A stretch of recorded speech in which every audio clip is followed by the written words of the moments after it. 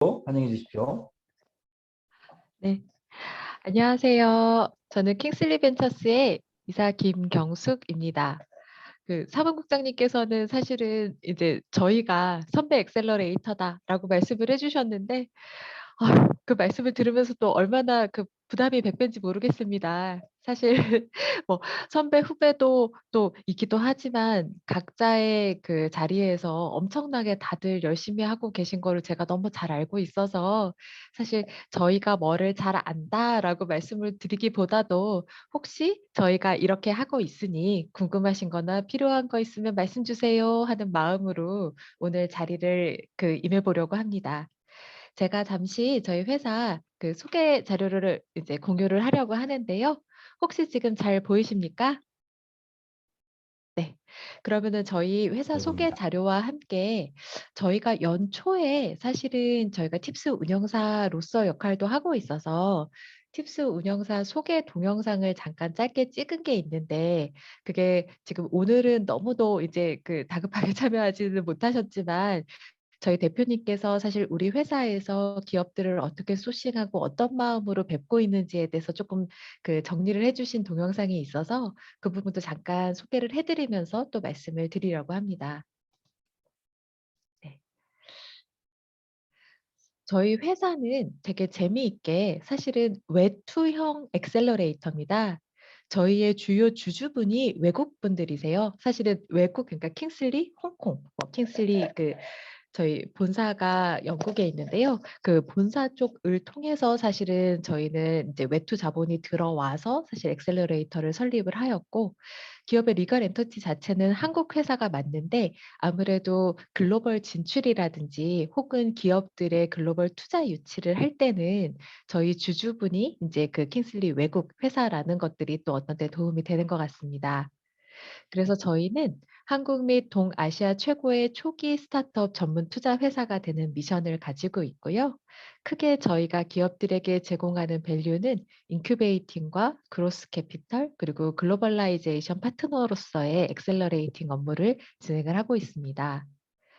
저희는 창업 기업의 자금 조달 및 기술 사업화에 포커싱을 둔 비즈니스 모델링인데요. 사실 말씀을 드리자면은 '돈에 관련된 문제를 열심히 해결해 주고 싶다.' 하는 내용입니다.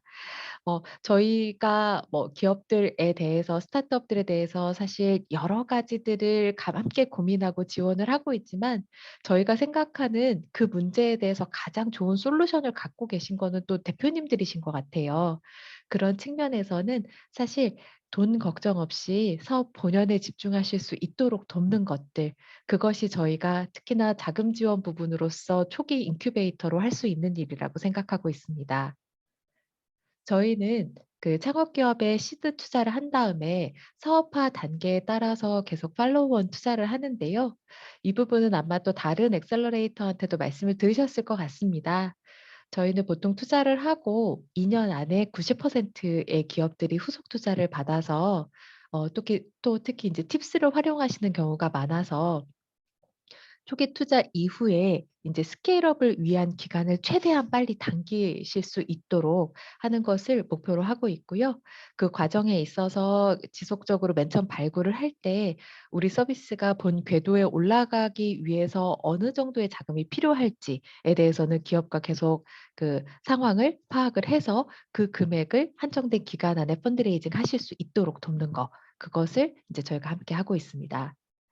또한 잠깐 말씀드린 것처럼 저희가 아무래도 외국에 기반을 둔 본연을 둔 액셀러레이터로 활동을 하고 있다 보니까 실제 저희는 기업을 초기 발굴하고 투자 심사를 하는 과정에 저희 한국의 심사역과 대표님뿐 아니고 킹슬리 홍콩 대표님이라든지 킹슬리 영국 대표님이 함께 투심에 참석을 해 주시는데요.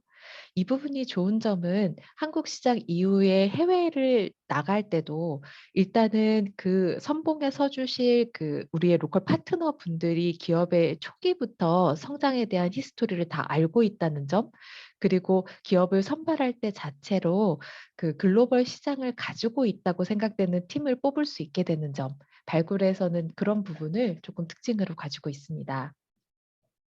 저희가 2016년 9월에 법인을 설립하고 2017년에 팁스 운영사와 엑셀러레이터 등록을 해서 저희는 7기 팁스 운영사고요. 그래서 지금까지 네 약 40개 넘는 팁스 팀들에게 투자를 하였습니다.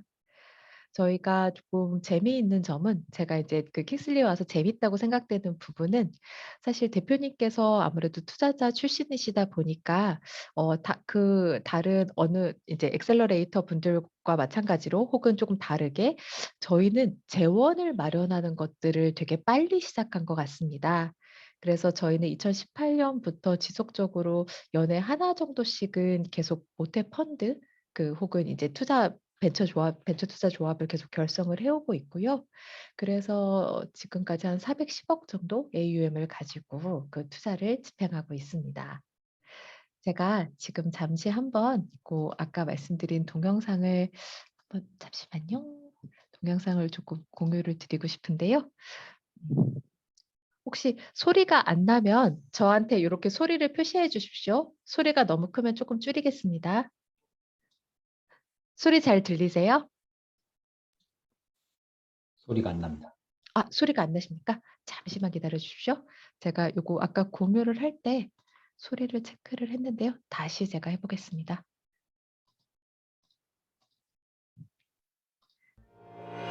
소리 들리십니까? 킹슬리 벤처스는 2016년 영국에서 VC와 PE를 겸하고 있는 킹슬리 캐피탈 파트너스 주도로 설립된 엑셀러레이터입니다. 그러다 보니 저희는 직접 발굴한 기업의 선투자 후 엑셀러레이팅을 통해 수익을 창출해내는 쪽에 포커싱하고 있습니다. 설립 후 현재까지 약 50여 개의 스타트업에 투자해 약 2천억 원 이상의 후속 투자를 이끌었고, 최초 투자 후 1, 2년 이내에 약 90%의 후속 투자 유치율을 보이고 있습니다. 이러한 성과에 기반에는 선험적 지식을 포기하는 것을 주저하지 않는 과감함이 있었다고 생각합니다. 시장과 고객이 예측할 수 없이 빠르게 변하고 우리는 3년 뒤, 5년 뒤에 시장이 좋아할 아이템을 찾거나 또한 만들어내야 합니다. 사전 지식에서 탈피해 멀리 보기 위해 저희는 항상 새로워지고 있고 항상 변화하고 있습니다. 시장이 쉽게 수용하지 못하는 창업팀의 파괴적 비전을 이해하고 또 공감하고 기다려줄 수 있는 역할에 가장 자신 있습니다.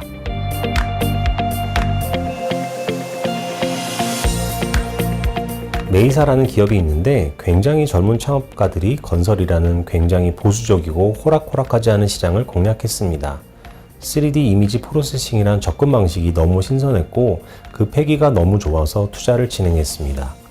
확실히 도전적인 사람들은 엄청난 믿음이 없으면 그런 엄청난 도전을 하지 못하는 것 같습니다. 팁스 기간 동안 묵묵히 연구개발에 매진하였고 외형적 액션이 뚜렷하게 보이지 않는 것 같다는 우려를 불식시키고 현재는 건설을 넘어서 항공우주산업으로 사업 영역을 확장하는 사업적 쾌거를 이루면서 급격히 성장하고 있습니다. 또 저희 투자 기업 중 아트앤가이드라는 아트테크 스타트업이 있습니다. 이 회사는 한국 시장에서 소외받던 인더스트리인 미술 시장을 개척하며 누가 봐도 이해하기 어렵고 투자하기 어렵다고 생각할 만한 회사였습니다. 그러나 저희는 소수가 지식과 이윤을 독점하고 있는 미술 시장에 대한 의구심을 해소할 필요성에 공감하였기에 과감하게 투자를 단행했고 혁신과 변화가 없는 시장일수록 퍼스트 무버의 기회가 클 것을 예견했던 만큼 해당 회사는 미술 시장에서 가장 독보적인 스타트업으로 성장하고 있습니다.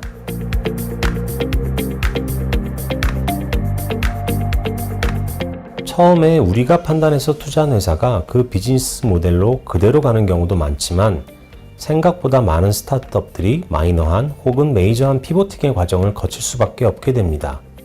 이 와중에 만약 팁스란 프로그램이 없었다고 하면 대부분의 스타트업에게 피보팅의 과정은 너무나 부담되는 과정입니다. 그렇기 때문에 창업팀에게 팁스란 본연의 연구개발에 매진하면서도 발견된 문제점에 대해서는 적극적으로 수정할 시간과 자금을 확보할 수 있는 엄청난 기회가 된다고 생각합니다.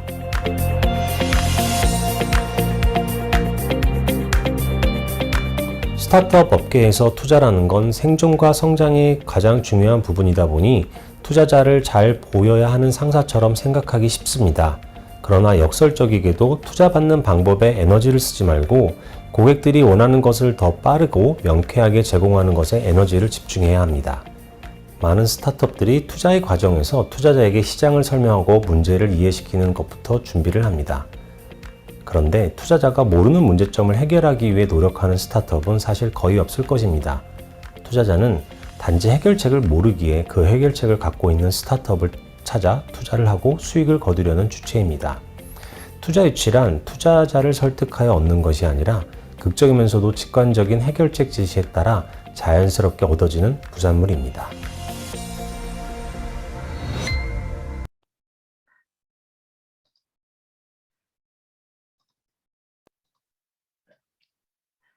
네.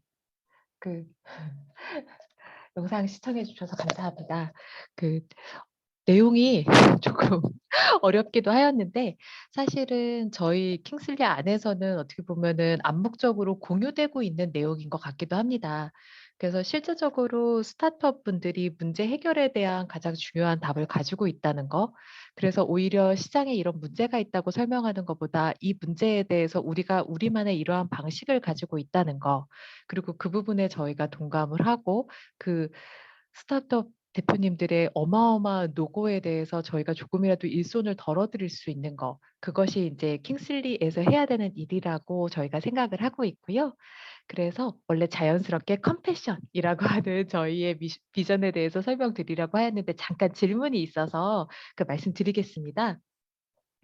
저희 같은 경우는 한국 안에서도 킹슬리 벤처스가 있고 킹슬리 자산운용이 있고 그리고 아까 말씀드린 킹슬리 아시안 퍼시픽과 킹슬리 영국이 있는데요.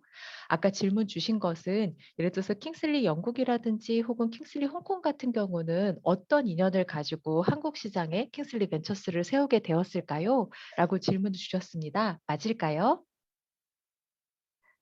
네. 그렇다면 그 부분에 대해서 제가 말씀을 드린다면 실제적으로 저희 투자자분들 그 영국 본사에 있는 분들과 그리고 저희 한국에 계신 분들은 사실은 뭐 그전에 저희 대표님께서 투자업을 한다든지 하면서 개인적으로 아시는 사이이기도 했습니다. 근데 아마 그냥 개인적으로 아는 것만으로 그 한국에 법인을 세우는 건 어려웠을 것 같습니다.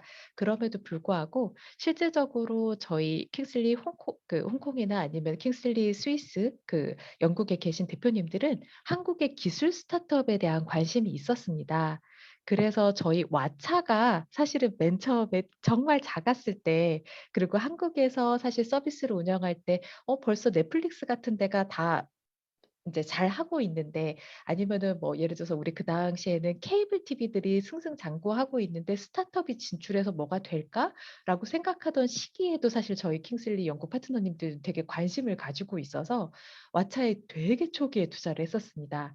그리고 성장 자금에 대해서 지속적으로 이렇게 지원을 하고 하는 것처럼 실제 기존의 뭐 한국에서 혹은 기존의 서비스에서 제공하지 못하던 기술적 접점을 가지고 혁신을 만들어낼 수 있는 그 도메인에 대해서는 성공을 할 수 있는 스타트업들 중에 특히 한국의 스타트업에 되게 관심이 많으셨던 것 같아요.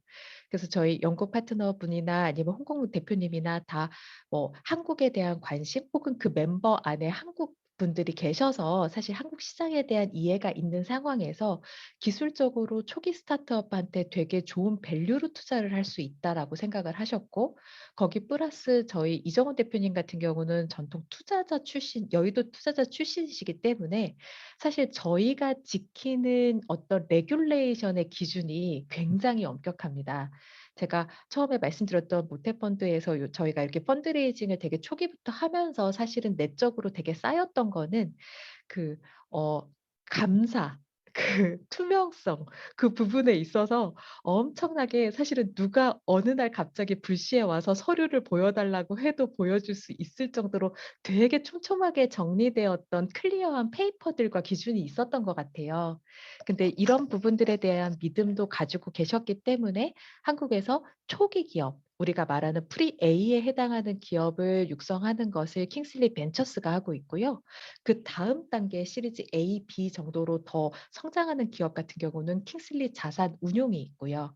저희가 지금은 현재 킹슬리 벤처스가 압구정에 사무실이 있는데 그 부분은 아무래도 스타트업과 접근성을 높이기 위해서 지금 압구정에 있는데 그전에는 여의도 2IFC에 자산운용과 킹슬리 사무실이 서로 붙어서 서로 딜 같은 것도 같이 보고 그랬었던 그 이력이 있습니다.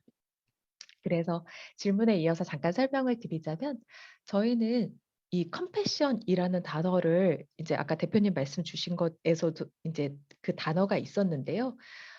사실은 이 컴패션은 대내적으로 그리고 대외적으로 저희한테 기준이 되는 내용입니다. 대외적으로는 모두가 공감할 수 있는 문제를 해결하는 스타트업을 소싱하는 것. 그것이 저희가 대외적으로는 좋은 기업을 발굴하는 기준이 되고요.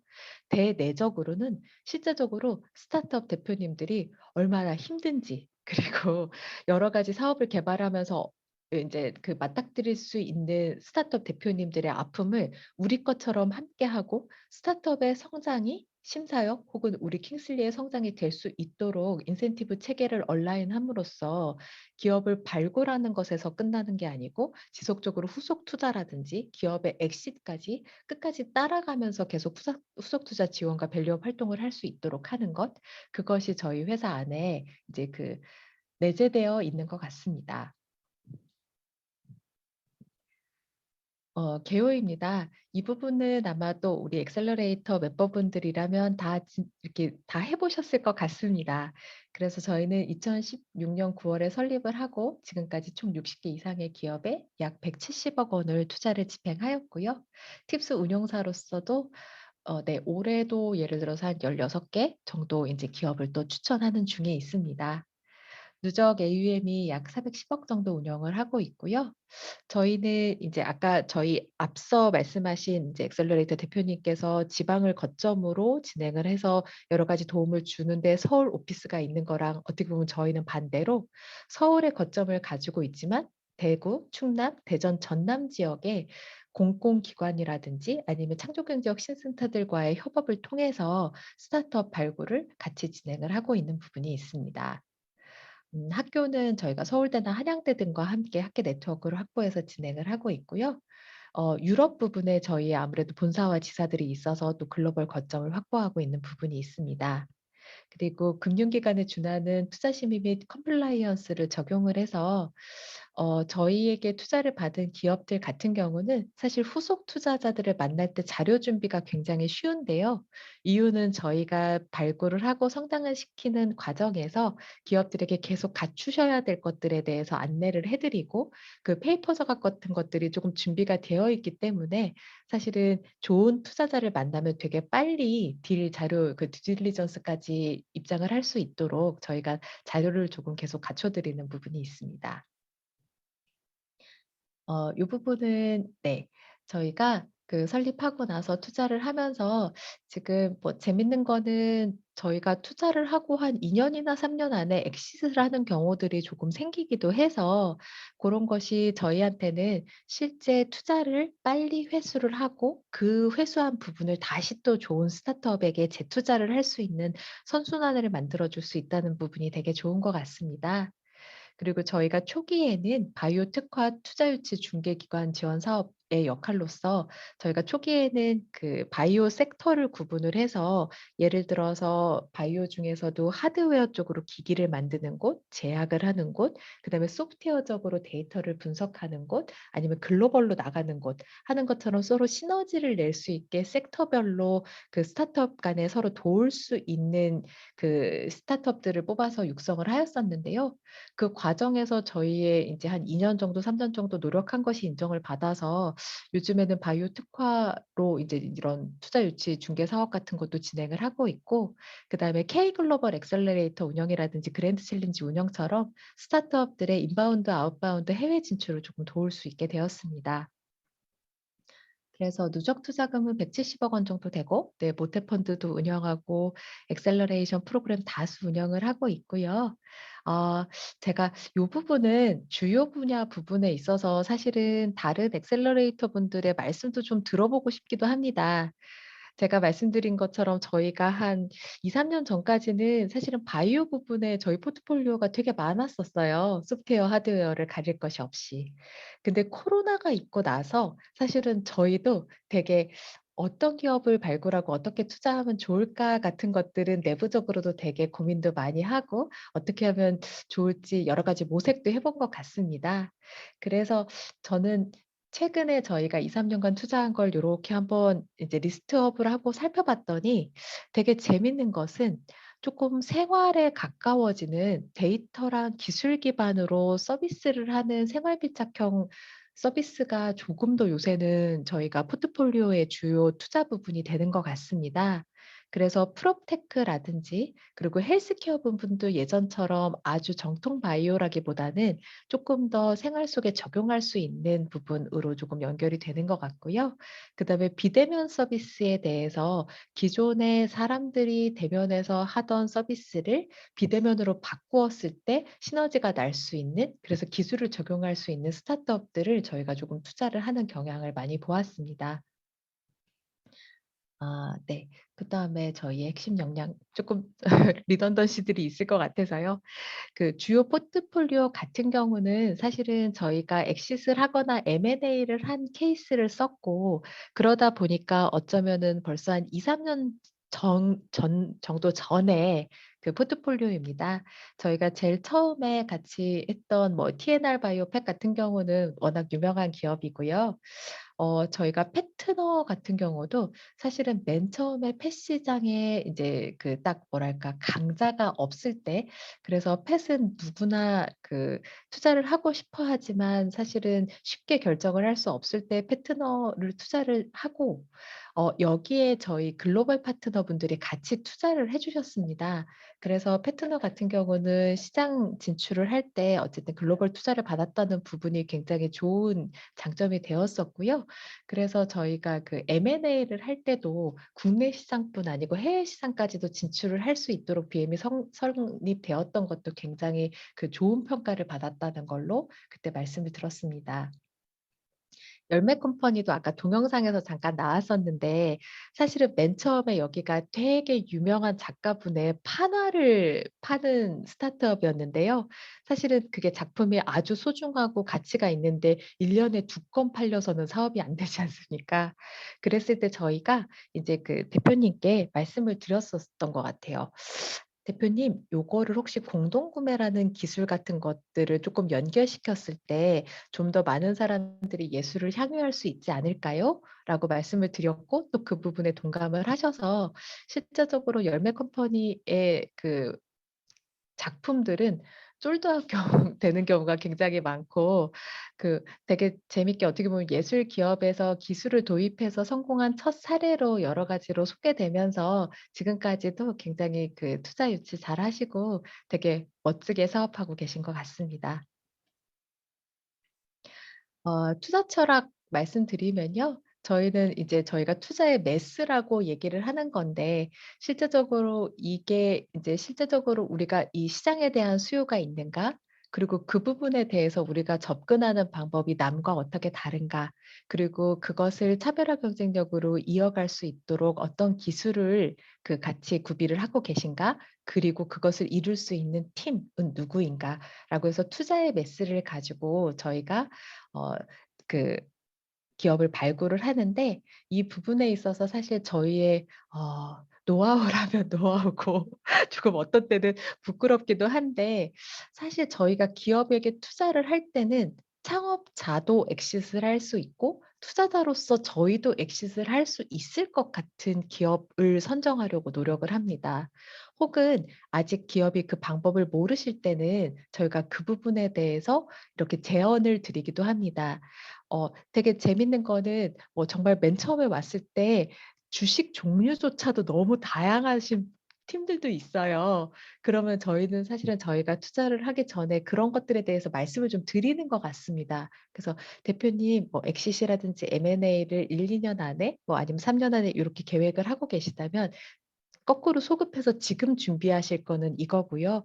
투자 구조에 있어서는 요 부분을 지금 어떻게 정리하시면 나중에 IPO 할 때 편하십니다." 같은 것들도 인제 한번 생각을 다 해 보고, 그래서 초기 창업자가 이 사업을 왜 하시는지와 어떻게 엑시트할지에 대해서 상의를 계속 해 보고, 또 그 부분에 있어서 투자자로서 저희도 쪼끔 더 용이하게 엑시트를 할 수 있도록 구조를 짜 가는 거, 그런 부분들에서 저희가 투자를 할 때 조금 고려를 하는 면이 있습니다. 그다음에 네. 투자의 리드 타임도 있는데요. 이 리드 타임이라는 게 사실은 참 애매합니다. 저는 그 이전에 있던 직장 같은 경우는 사실은 팁스를 결정하는데도 6 개월에서 적어도 2달 정도는 걸렸었는데요. 킹슬리 같은 경우는 굉장히 재밌는 게 딜을 발굴을 하고 여기서 탁탁탁탁 정리를 해 보고 투자의 매수 탁탁 대입해 보고 대표님 만나 봐서 대표님과 말씀을 딱 나눠 본 다음에 '될 것 같다.'라고 생각이 되면 정말 1-2주 안에 투자 결정이 되는 경우가 굉장히 많습니다. 그다음에 팀이 부족한 게 있으면 그거는 저희가 같이 메꾸어 가고 만들어 가고 있는 부분이 있고요. 오히려 결정을 하고 나서 BM 고도화라든지 아니면 이런 오퍼레이션 같은 것을 하고 저희가 이 과정에서 굉장히 재밌는 거는 저희가 투자 심사 보고서 멘토링이라는 걸 하는데요. 사실은 투심 보고서는 투자자가 쓰는 거 아닙니까? 심사역들이 쓰는 건데 저희는 그거를 한번 기업하고 써 봅니다, 기업 대표님하고. 그랬을 때 되게 재밌는 거는 저희가 예를 들어서 외부에서도 투자자가 이 질문을 할 때 어떤 내용인지라든지 아니면은 우리가 지금 사업을 영위함에 있어서 '아 이 부분이 비어 있구나.' 하는 거를 사실은 스타트업 대표님께서 막 바쁘게 사업하시는 중에 다 챙기기 어려울 텐데 어쨌든 저희 내부 투심에 있는 내용을 같이 상의를 해 보면서 오히려 대표님께서 "아 저희가 이렇게 생각했던 게 요렇게 설명될 수도 있나요?" 라든지 아니면 "제가 예전에 했던 예전에 했던 사업이 이런 건데요. 이 부분은 어떻게 해석될 수 있을까요?" 같은 얘기를 하면서 조금 더 풍부하게 기업의 역량에 대해서 설명하고 그리고 앞길에 대해서 같이 논의할 수 있는 것 같습니다. 네.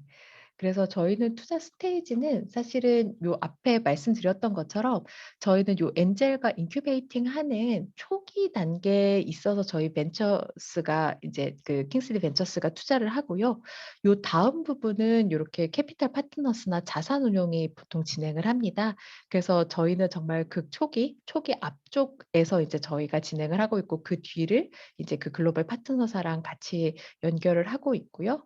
그래서 어떤 정형화되게 딱 '저희는 뭐만 봅니다.'라고 한다기보다는 한 섹터 안에서 그 시장을 구성할 수 있는 다양한 하드웨어, 소프트웨어, 뭐 서비스, 데이터 고런 부분들을 묶어서 보고 있고요. 다만 저희가 펫이라든지 푸드테크, 바이오 같은 경우는 지금 구축을 하고 있어서 추가로 이 팀들과 시너지를 낼 수 있는 팀을 더 뽑고자 하고 있습니다. 이 부분은 아마 우리 엑셀러레이터라면 다 더 저희보다 잘하실 거예요. 그래서 맨 처음에 발굴을 해서 실제적으로 저희가 이렇게 멘토링을 하고 공모전이라든지 아니면 저희 자체 투자를 통해서 기업의 초기 마중물을 인제 드리고 그다음에는 팁스나 저희가 또 인제 기부 파트너스를 통해서 기부에 추천을 드리면 기업들이 쪼끔 더 레버리지를 할 수 있는 풀이 있습니다. 그다음에 창업회 파트너십이라든지 아니면 킹슬리 자산운용이라든지 아니면 저희가 요새 운영하고 있는 뭐 첫걸음 펀드 같은 것들을 통해서 또 기업들의 성공을 돕고 있고요. 네. 이 부분도 뭐 같은 내용입니다. 그래서 저희가 보통 이 부분을 저희뿐만 아니고 팁스를 진행할 때 같이 파트너사들이 있는데 그분들이 같이 또 기업들을 도와주고 저희는 회수를 한 다음에 다시 투자를 하고 있다라는 내용으로 이제 정리를 해 보았습니다. 사실은 그 다들 워낙 잘하고 계시는 부분이어서 저희가 뭘 말씀드리는 게 되게 부끄럽습니다. 그래서 짧지만 이렇게 30분 동안에 공유를 하고 혹시 질문 있으시면 아까 질문 주셨던 것처럼 혹시 제가 말씀드릴 수 있는 거 있으면 공유하겠습니다. 네, 감사합니다. 네, 편하게 질문 텍스트로 올려주시고요. 저도 몇 가지 질문하면서 이야기를 좀 끌어나가도록 하겠습니다. 네, 이사님 발표 잘 들었습니다. 킹슬리 항상 궁금했는데, 진짜 영국에 그 주주가 참여하고 있네요. 네. 저희는 투심이를 그래서 어제 네. 금요일에도 투심이 진행을 하는데 저희 투심이는 맨날 오후입니다. 왜냐면 유럽이 열어야 되거든요. 근데 투심이를 하면, 그러면 진행은 다 영어로 하시나요? 저희 그 부분은 해외 지사에서도 한국어 가능하신 분 들어오시고요. 저희가 아, 글로벌 프로그램 운영할 때 글로벌 심사는 영어로 합니다. 네. 그럼 이제 일반적인 투심은 해외 한국 투자 심사위원께서 참여를. 네네. 한국어가 가능하신 파트너님들이 참여하십니다. 그럼 최초에 킹슬리 벤처스 설립 때 이제 설립 주주로 이제 외투 자본이 들어왔을 텐데 그 초반에 애로가 상당했을 것 같은데요. 네. 뭐 정확히 말씀드리자면 처음에는 그 기업 형태의 주주가 더 한국에 더 크기는 하였는데 말씀 주신 포인트로 보자면 저희가 어쨌든 지금도 이제 대주주가 해외에 계시기 때문에 애로사항이 진짜 많습니다. 그렇죠. 네. 저희는 통장 하나 만들려고 해도 음. 해외 뭐 그런 분들은 사인 받기도 굉장히 어렵고 막 하는데 그런데 뭐 저희가 힘들 뿐이지 스타트업한테는 좋은 일이 될 수도 있을 것 같아서 저희 네. 관리팀이 고생하고 계십니다. 네. 저도 뭐 몇몇 케이스들을 이렇게 경험하면서 외국인 주주를 모신다는 게 이렇게 말로 되는 게 아니라 정말 어려운 행정 절차들 필요한 것 같다 생각이 들어가지고, 네. 네. 그것도 극초기, 킹슬리가 설립기 굉장히 초기에 이제 설립을 하셨으니까, 정말 힘든 여정을 거치셨겠구나라는 생각이 좀 들었습니다. 네. 또 한 가지 또 궁금한 게 있는데, 팁스, 어쨌든 뭐, 이렇게 아주 성공적으로 팁스를 운영하고 계셔서, 40여 건이 넘게 팁스를 하신댔잖아요. 그리고 아까 네네. 말씀하신 게 1년에 16개 추천한다고 하셨는데, 올해는 그렇게 하고 가, 있습니다. 네. 가능한가요? 저는 그게 물리적인 시간이 불가능해 보이는데, 어떻게 하죠? 그 16개를? 저희는 재미있는 게 작년에도 저희가 심사역에 보통 뭐 두 분에서 세 분 계실 때도 있고 올해 같은 경우는 저희가 첫걸음 펀드를 운영해서 심사역을 조금 더 채용을 한 상태입니다. 그래서 뭐 저까지 포함하면 실제적으로 팁스나 심사를 하는 인력이 5명 정도 되는데요. 어, 저도 사실 너무 신기했습니다. 그 전에 있던 하우스에서도 많이 하긴 했는데 그래도 1년에 개수가 막 열 몇 개를 하는 건 되게 어려운 일이었는데 그게 어떻게 가능할까라고 생각을 했는데요.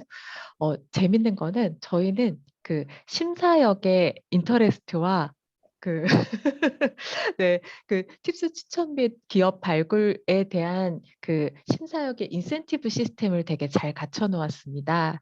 그래서 그 아, 부분이 좋은 기업을 발굴하고 팁스로 추천을 하고 그리고 그 기업이 심지어 엑시나 투자를 받으면 그 심사역 분께서 그 노력한 노고에 대해서 사실은 굉장히 촘촘하게 설계가 돼 있어서 그 되게 그 따스운 네네. 연말을 보내실 수 있는 구조가 돼 있어서 그러다 아, 보니까 심사위원님들께서 정말 엄청나게 열심히 소싱을 하시고요.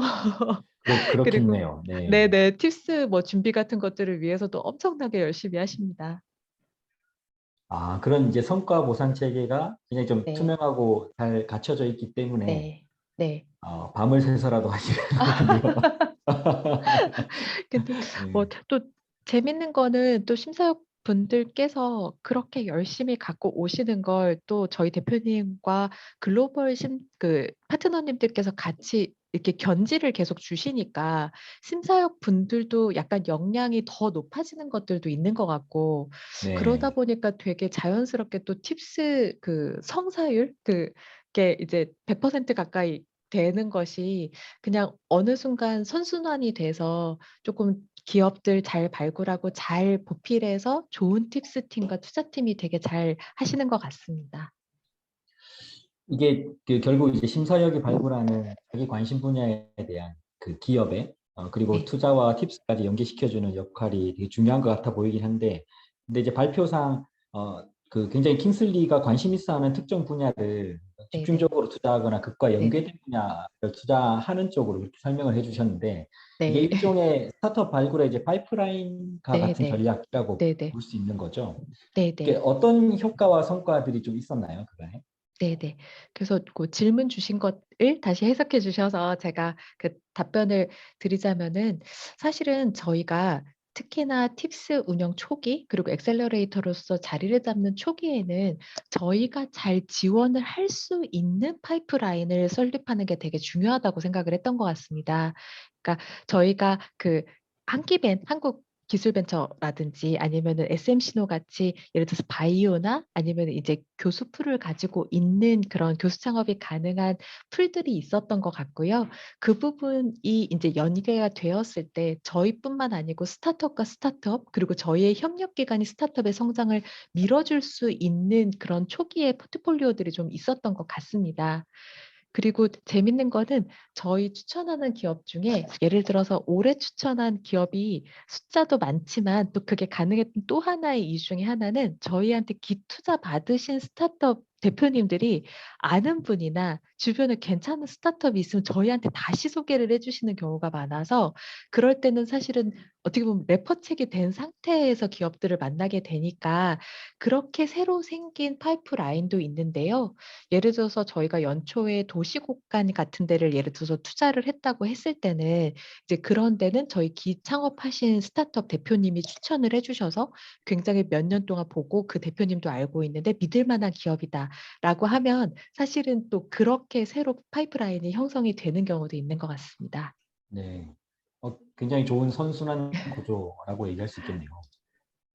그리고 또 뭐 몇 개의 질문이 나와 있는데요. 네네. 킹슬리 본 계정과 펀드 네. 계정 비율이 얼마 정도인지, 그리고 네. 투자에서 실패를 뭐라고 실패 속에서 얻은 네. 인사이트에 대해서는 네. 어떻게 보시는지. 네. 네. 아유, 그래서 제가 질문들을 이제 주시는 걸 보고 깜짝깜짝 놀라고 네. 있는데요. 네. 질문이 아주 네. 날카롭습니다. 네. 저희는 사실은 펀드를 주로 조금 더 많이 활용을 하고 있는데 그 이유는 저희가 본 계정도 있기는 한데 사실은 LP 분들이 또 이렇게 조금 있으셔서 LP 분들은 사실은 이제 어떻게 보면은 그 개인 투자 조합 단위로 또 결성을 해서 투자를 하시는 부분에 있어서 또 예를 들어서 좋은 기업에 투자를 했을 때 여러 가지 세제 혜택이나 그런 것들이 또 있기 때문에 저희도 주식 회사이고 그래서 저희 회사의 성장도 중요하지만 또 저희 LP의 성장도 중요한 면도 있어서 저희가 비율로 보자면 사실은 본 계정은 그 오히려 좋은 딜이 있을 때는 모태나 이제 그 개인 투자 조합을 우선해서 이제 더 음, 그 딜을 배정을 할 정도로 사실 신의성실의 의무를 지키고 있는 게 조금 더 네, 강한 것 네. 같고요. 아, 네. 그다음에 투자에서 실패라는 부분에 있어서 사실 그 부분이 되게 어려운 것 같습니다. 그러니까 저희가 오히려 뒷단에 투자를 한다라고 하면 사실은 그 될 것과 안 될 것에 대해서 이제 되게 그 금방 또 이제 보일 것 같은데 저희가 초기를 하다 보니까 사실 초기 기업 같은 경우는 빨리 되는 데도 있고 천천히 되는 데도 있어서 참 섣불리 실패라는 말씀을 드리기가 되게 어려운데 저희 내부에서 조금 더 예를 들어서 안타까운 것과 조금 더 이렇게 감사한 것을 기준을 나누자면은 어 어떤 기업은 이제 투자 유치를 하고 나면 음 어 이렇게 뭐랄까 저희 태도가 말씀 저 바뀌는. 아니 그 네. 저희와 말씀 나누는 부분에서 인투이션을 별로 안 받으시는 팀들도 네. 있습니다. 그렇죠. 네. 예, 어떤 팀은 하루에 한 번씩 전화하시는 팀도 있으세요. 막 "저희 이래서 요번에 이런 일이 있는데 이거는 어떻게 하면 좋을까요?" 라든지 "저희 요번에 어디 가서 뭘 하는데 이 부분에는 어떤 포인트를 가지면 좋을까요? 뭐 심사위원 중에 이런 분이 있는데 그분 가진 펀드는 어떤 게 특징이 있나요?"라고 연락 주시는 팀도 있는데 어떤 팀들은 이제 뭘 하셔서 "아유 이건 어떠세요?"라고 했는데 "예." 그러시고 뭐 이렇게 아, 이렇게 연락이 잘 이렇게 연락이라기보다는 근데 그 뭐랄까요? 밸류업 활동 부분에 있어서 적극적으로 발전을 하고 싶은 팀들도 있으시고 그냥 마이 웨이로 가고 싶은 팀들도 있으신데 그렇게 봤을 때는 어떤 때는 그냥 이 풍진 세상을 혼자서 개척해 나가려고 하시는 스타트업 대표님들을 뵐 때는 살짝 마음이 안쓰럽기도 합니다. '저희도 같이 도와드릴 수 있을 텐데.'라고 생각을 하고 있고 근데 아주 그런 팀들은 아주 많지는 또 않은 것 같고 특히나 소개로 오신 팀들은 그런 경향이 적어서 저희가 그래서 어쩌면은 기존 기투자 받으신 그 대표님들이 소개시켜 주신 기업들을 되게 그 더 빨리 음, 투자하게 되는 경향도 있는 것 같습니다. 네. 이제 초기 투자를 집중한다고 해서 엑셀러레이터라고는 할 수 없고 뭐 다양한 보육 프로그램이나 전문 프로그램을 또 제공해야 되잖아요. 네. 킹슬리에서 집중하고 있는 좀 특화된 이런 성장 지원상 혹은 네. 성장 프로그램 어떤 게 네. 있을까요? 저희는 사실은 뭐 발굴 부분에 있어서는 공모전하고 예를 들어서 이제 저희가 비정규직으로 계속 만나는 부분을 통해서 사실은 그렇게 만난 기업들을 투자 과정에서 아까 말씀드린 투자 뭐 이제 심사 멘토링 같은 걸로 기업을 성장하게 하시는 그러니까 해 드리는 경우도 있고요. 근데 저희가 그것만으로는 소싱이 충분하지 않아서 많은 정부기관이라든지 아니면 육성기관하고 같이 이제 우리가 말하는 정부 사업이라는 것들 혹은 외부 사업이라는 걸 육성하는 것이 있습니다. 제가 작년 말에 이제 킹슬리에 조인을 하였었는데 그전까지는 저희가 이노폴리스처럼 굉장히 기술에 특화된 그 곳 그리고 대구 지역의 대구 팁스라든지 대구 이노폴리스를 통해서 이제 고 지역에 있는 스타트업들의 기술을 사업화하는 그런 육성 사업들을 많이 한 것 같습니다. 그리고 사실은 그때까지가 저희가 설립을 하고 한 4년 차 되는 때여서 만약에 투자와 액셀러레이션 사이에 균형을 맞춘다라고 하면 저희는 투자의 선순환을 한 사이클 만들어내는 걸 조금 더 먼저 했던 것 같습니다. 그래서 뭐 그런 한국 그 모태펀드라든지 벤처 투자랑 같이 하는 일들을 했고 그렇게 초기 투자한 기업들이 엑시트를 하는 것을 보고 어떻게 보면 그다음에 저희가 액셀러레이션 역량, 그 소싱을 하는 풀을 조금 더 넓혀도 되겠다라는 판단 하에 저도 조인을 하였고요. 그래서 올해 같은 경우는 사실 저희가 되게 그 작년 뭐 재작년 정도까지 생각을 했을 때 생활 기반형이라고 하는 서비스들이 진짜 되게 많이 새로 부각이 되는 부분이 있었고 그다음에 사실 메타버스라는 부분이 예전에 AI나 뭐 그런 것이 한참 유행했던 것처럼 또 되게 많이 그 어떻게 보면은 그런 외부 협력기관 혹은 정부기관들의 화두였던 것 같습니다. 그래서 올해 저희가 사업을 진행을 할 때는 실제적으로 생활 기반형 그리고 약간 메타버스 그리고 글로벌이라는 세 가지 꼭지를 가지고 정부 사업 혹은 외부 사업들을 조금 진행을 하고 있고요. 그 과정에서 사실은 생각지 못했던 그동안 만나지 못했던 형태의 기업들을 만나서 투자 검토를 하고 하는 것들이 내부 심사역들한테는 또 꽤 재밌게 느껴지는 것 같습니다. 예, 이사님은 그 투자 파트에서 심사역으로 활동을 하시는데 이제 엑셀러레이터 업계에 계시니까 네. 어떤 좀 차이가 있을까요? 그러니까 실제 투자를 하고 있는 벤처 캐피탈리스트의 투자 심사역 활동이랑 우리 엑셀러레이터들의 투자 심사역 활동이 어떤 좀 차이가 있는지 그런 게 좀 느껴지시는 게 있을까요? 네. 저 같은 경우는 사실은 그 부분을 굉장히 많이 느끼고 있는 것이 사실 저희 킹슬리의 기존의 처음 4 년 그러니까 첫 번째 페이지 같은 경우는 오히려 마이크로 VC에 가까운 접근이었었던 것 같습니다. 그래서 어떻게 보면 아까 말씀하신 파이프라인 위주로 딱 될 때와 아닐 때를 구분을 해서 되는 곳을 잘 도와주시는 그런 성격이 되게 강했던 투자 하우스였을 것 같아요. 근데 이제 올해가 되고 그러니까 작년부터 올해까지 킹슬리에서도 약간 좀 변화가 있었는데 이제 저 같은 경우는 기존 하우스는 사실은 오픈 이노베이션을 되게 중요시하던 데였고 그러다 보니까 스타트업하고 협업하면서 실제적으로 네트워크라든지 매출을 날 수 있는 걸 연결시켜 주는 것들이 되게 강했었는데 이제 킹슬리에서도 사실은 투자 외에 오픈 이노베이션이나 아니면 실제적으로 약간 부족한 부분 같은 것들을 더 메꾸어서 그 외부 협력기관의 테마에 따라서 그 부분을 더 맞추어 주는 부분 그런 부분에 대한 스터디가 조금 생긴 것 그러니까 그런 게 있는 것 같습니다. 그래서 뭐 예를 들어서 심사역 중에 ESG에 관심이 있고 콘텐츠에 관심이 있는 심사역은 그 프로젝트에 되게 적극적으로 인볼브를 해서 그전에 보지 않았던 분야에 있는 포트폴리오사도 만나게 되고 그러면서 거기에 비즈니스 모델 같은 것들을 잘 만들어 주시게 된 것 같고요. 이 부분이 예를 들어서 파이낸셜하게 투자를 하는 투자사가 델롬한테 투자를 한다라는 부분이라면 오히려 이런 액셀러레이터를 기반으로 한 투자 하우스 같은 경우는 되게 만들어서 투자를 한다라는 어프로치가 조금 다르지 않을까라고 저는 생각을 하고 있고요. 이런 부분이 특히 초기 스타트업 형태한테는 잘 맞지 않을까라고 생각하고 있습니다. 네.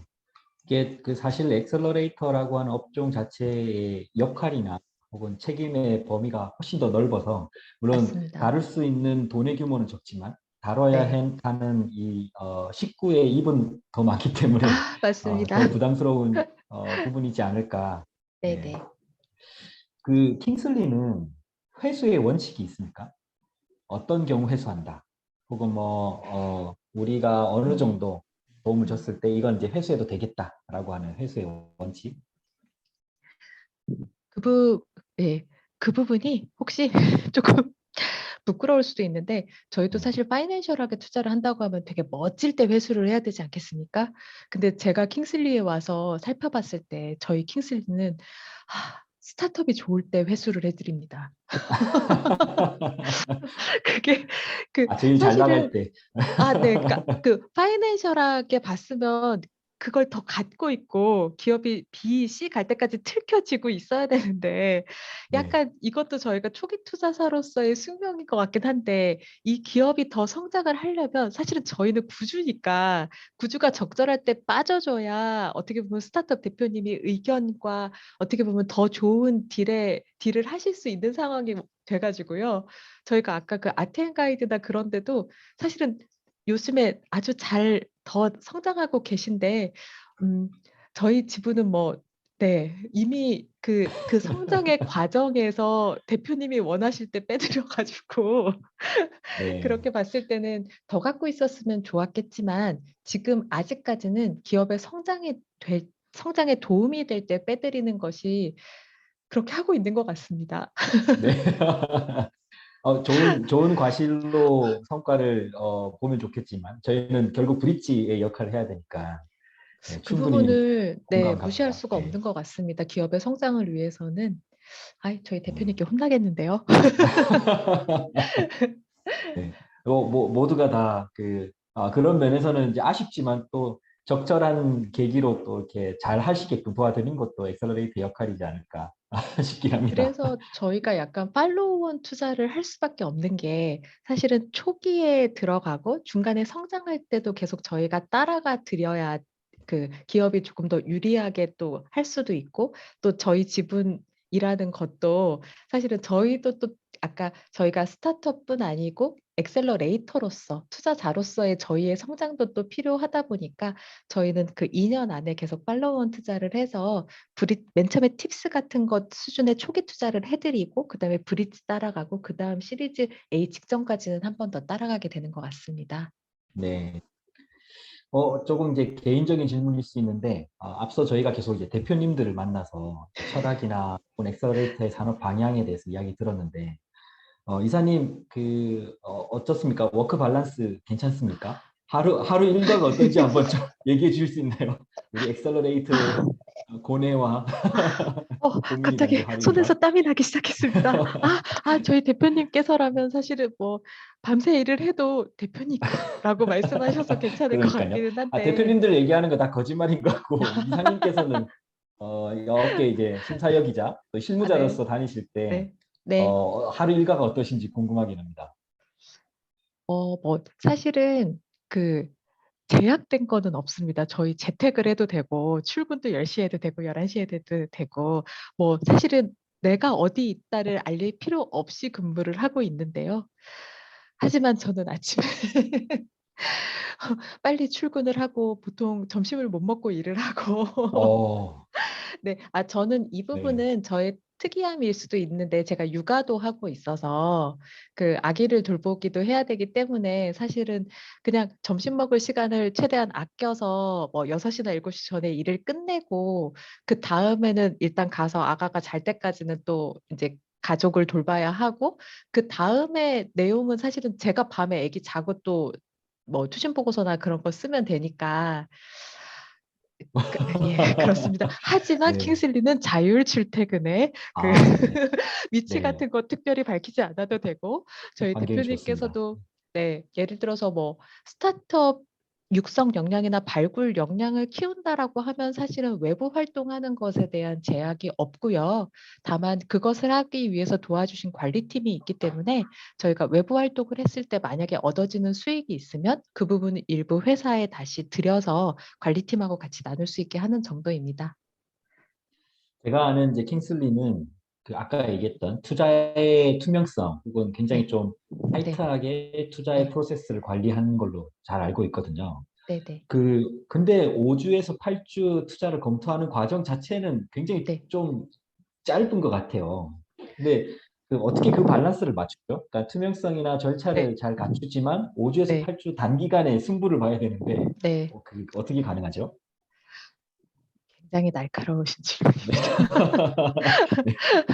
그게 저도 사실은 뭐 이리저리 해서 업계로 보면 저도 18년, 19년 근무를 했고, 사실은 우리가 말하는 짬바라는 것이 그렇게 적지는 않은 편인데도 사실은 딱 봤을 때 매칭이 된다라고 하면 좀 전에 말씀드린 그 기간 안에 사실은 투심도 해야 되고 투심도 저희는 내부 투심도 있고, 그러니까 글로벌 투심도 있고, 모태 투심이 있을 때도 있고요.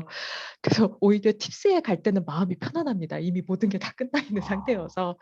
근데 그 짧은 시간 안에 어떻게 보면 킹슬리 웨이로 스타트업을 분석하고 정리하는 역량 같은 게 생기는 것 같습니다. 그게 아까 말씀드린 어떻게 보면 글로벌 투신 같은 것들을 통해서도 어떤 포인트로 질문이 나올지에 대해서 저희가 조금 알게 되는 것 같기도 하고요. 또 저희가 아까 투자 심사 보고서 멘토링에 하는 스타트업과 커뮤니케이션 하는 것 외에도 더 축약된 투신 보고서가 있는데요. 그 부분은 되게 멀리에 가깝게 딱 에센셜한 내용들이 있어서 사실 거기에 답을 할 수 있게 정리를 하면 그냥 그게 시간을 절약해 주는 방법인 것 같습니다. 다만 그 시간 안에 기업의 그러한 내용들을 파악하고 잘 정리하고 심지어는 뭐 기존 포트폴리오사와의 시너지나 아니면 밖으로 나갔을 때 어떤 매력이 있는지 같은 것들을 알기는 해야 돼서 되게 선택과 집중처럼 되게 초단기 집중을 얼마 동안은 되게 많이 해야 되는 게 있는 것 같고요. 네.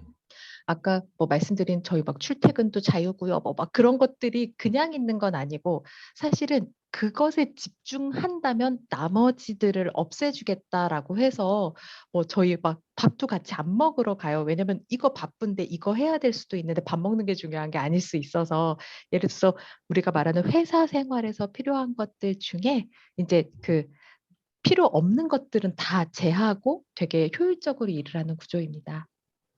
네. 정말 전문 조직답게 정말 무섭게 일을 하시는 조직 같습니다.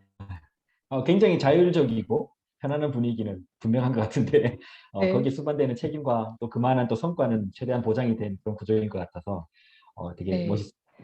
아유, 저는 대표님께서 딱 오셨을 때 우리는 어떻게 보면 전문화된 개인 사업자들의 모임이라고 생각하셔도 되는데, 근데 그 방법에 있어서는 기본적으로 인성과 스타트업에 대한 예의, 아까 그 컴패션을 갖춰야 된다라고 해서 그래서 뽑으실 때 되게 심사숙고하시고요. 뽑으신 다음에는 되게 프로페셔널하게 맡겨주시는 타입입니다. 네, 알겠습니다. 뭐 이제 거의 이야기를 마무리해야 될 시간인데요. 또 질문이 하나 있습니다. 네네. 네, 의사결정 후 납입 전에 비행 고도화나 네네. 엑셀러레이팅을 거치고 나서 네네. 납입을 하고 네. 투자 심사 보고서를 스타트업 대표와 함께 준비하신다는 네네. 네네. 인상적이었습니다. 네네. 스타트업 대표들이 잘 함께 하는지 또는 함께 네네. 잘 하기 위해서 어떤 네네. 점에 네. 조금 더 관심 네. 기울이고 힘을 보태시는지. 네네. 제가 아까 투자심사 보고서 멘토링을 말씀을 드려서 아마 그 부분이 되게 재밌으실 텐데요. 네, 사실 맞습니다. 그것은 어떻게 보면 그 과정들에 대답하시는 스타트업 대표님들의 역량도 확인할 겸, 그리고 스타트업 대표님들이 나중에 후속 투자 유치할 때 또 투자자에 대한 스킬을 키울 겸 하기는 합니다. 근데 투자 심사 보고서는 저희가 써요. 네. 밤에 네. 낮에 투자 심사 멘토링 하는 거는 기업 팀들과 같이 얘기해서 막 이런 것도 알아보고 저런 것도 알아보지만 투심 보고서는 밤에 애제오고 저희 그러니까 제가 씁니다. 네, 네. 각각의 심사역도 딜소싱하느라고 막 술 마시고 밤에 와서 씁니다. 그래서 어, 투심 보고서 네. 자체는 사실은 또 심사역의 영역인지라 저희가 쓰는 형식은 있고요. 근데 기업들의 밸류업이나 혹은 커뮤니케이션 스킬 같은 것을 강화시키는 부분에 있어서 스타트업 대표님들과 그런 멘토링을 하고 있습니다. 스타트업 대표님들께서 어려워하기도 하시는데 사실은 그 과정에서 얼마큼 커뮤니케이션이 되는지 저희도 파악을 할 수 있어서 저희 입장에서는 또 이 과정을 통한 리스크 매니지먼트가 있기도 합니다. 네. 근데 대표님 입으로 우리 직원들 열심히 합니다 보다 실제 실무를 하시는 이사님께서 이렇게 합니다고 얘기하니까 더 와닿습니다. 아유, 저 잠깐 소름도 좀 끼치고 했는데. 어, 좋은 이미지가 돼야 될 텐데 큰일입니다. 예, 고맙습니다. 저희 이제 그 엑셀러레이터라고 하는 업계에 함께 하고 계신데, 우리 업계가 뭐 어떻게 성장할지, 그리고 전문성을 갖추기 위해서 어떤 노력들을 하면 좋을지, 뭐 이사님 뭐 이렇게 많지 않지만 그래도 그간의 경험과 그간의 좀 전문성을 바탕으로 한번 좀 말씀해 주시면서 마무리하도록 하겠습니다. 아유, 여기 너무 또 훌륭하신 멤버분들이 많으신데 제가 말씀드리는 게 참 부끄럽습니다. 그 제가 그 한국 엑셀러레이터 협회 발기회 할 때 제가 갔었어요. 그게 아, 벌써 그러세요? 몇 년이 된 것 네, 같습니다. 세종시에 할 때 갔었는데 그러네요. 네. 그때만 해도 우리가 어떤 일을 해야 되는지 잘 몰랐던 것 같아요. 엑셀러레이터들도. 그리고 뭐 전통 그 미디어에서 오신 형태 아니면은 투자사에서 내려오신 형태, 어떤 때는 CVC처럼 회사에서 온 형태, 정말 다양한 경로로 엑셀러레이터들이 많이 생기고 있는 것 같고, 근데 제일 중요한 거는 스타트업 분들을 발굴하고 도와드린다는 점 자체는 변하지 않는 것 같습니다. 근데 엄청 그 좋은 일들 많이 하시잖아요. 사실은 세상에 없던 조직, 없던 기능 같은 것을 활성화하는 부분을 하고 계셔서 그런 부분에 있어서는 엑셀러레이터 협회에 너무너무 감사드리고, 엑셀러레이터로서 저는 사실은 아까도 말씀드린 것처럼 선후배 할 게 없이 정말 무한 경쟁에 가까울 정도로 다양한 형태의 엑셀러레이터들이 등장을 하고 계셔서 어떤 레귤레이션, 그러니까 우리가 지켜야 될 그라운드를 같은 거를 협회에서 잘 만들어 주시면 사실 각자의 특성을 가진 엑셀러레이터가 정말 1년에 몇천 개씩 스타트업들 육성하고 발굴하고 하면 그 되게 사회적으로 보람된 일이 되지 않을까 싶습니다. 그래서 뭐 당부의 말씀이 아니고 저는 응원의 말씀으로 모두 화이팅 하시면 좋겠습니다. 네, 고맙습니다. 아유, 뭐, 무엇보다 이제 마지막 이사님을 모시고 이런 얘기 들으니까 더 기분이 좋고, 네, 든든해지는 것 같습니다. 아, 이정훈 대표님 안 오시길 잘했다는 생각이 갑자기 또 들긴 하네요. 아, 그 말씀 전해드려도 될까요? 네. 아, 아닙니다. 따로 한번 이야기 나누도록 네, 네, 하겠습니다. 네, 네. 네, 고맙습니다. 이사님 그 1시간 동안 저희 이제 ABC 통해서 킹슬리에 대한 이야기 그리고 속 깊은 이야기 말씀들 많이 전해주셔서 감사드리고요. 네, 수고하신 저희 김경수 이사님께 박수 한번 보내주십시오. 고맙습니다. 고맙습니다. 네, 네, 감사합니다. 자, 저희 이제 8번의 ABC 세미나를 다 마쳤습니다. 엑셀러레이터 벤치마킹 캠프라는 이름으로 세미나를 진행했고요.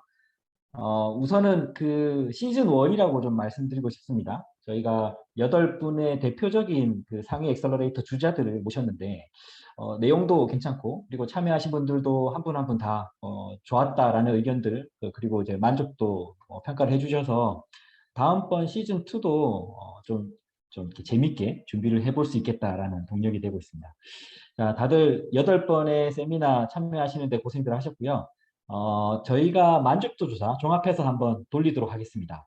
그 좀 만족도 조사할 때 이런 부분 좀 개선했으면 좋겠다. 혹은 앞으로 이런 분 모셔서 이야기 듣고 싶다 하는 거 적극적으로 말씀해 주시면 저희가 반영해서 시즌 2 준비하도록 하겠습니다. 다들 수고 많으셨고요. 월요일 저녁 네, 즐겁게 보내시기 바랍니다. 수고하셨습니다.